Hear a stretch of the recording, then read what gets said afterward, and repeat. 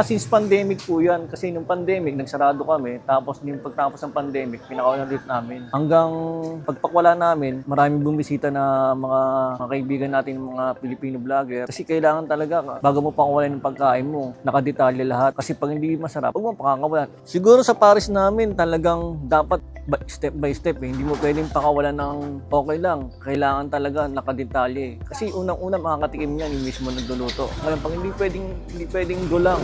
Kailangan sarapan muna at itodo muna. Kailangan consistent ka talaga dyan sa mga lasa natin. Iba kasi yung binalikan sa pinuntahan. Ako pala si NT Cabisoting na matatagpuan sa Cabanatuan, Binagan. Na-open kami Wednesday hanggang weekend, 7 AM ng umaga hanggang 12. Meron kaming bean curd, siomai, mami overload, tsaka pares with rice. May itlog na rin lahat yun. Sa mga naghanap ng mga dim sum dyan, meron akong siomai, chicken feet, spare ribs, hakaw, siomai, tsaka Chinese kikiam. Sa mga gustong pumunta dyan, matatagpuan lang po rito sa Cabanatuan, Binagan, alas 6 ng umaga hanggang alas 12 ng tanghali. Meron din akong Facebook page na pwede nyong tignan doon at i-check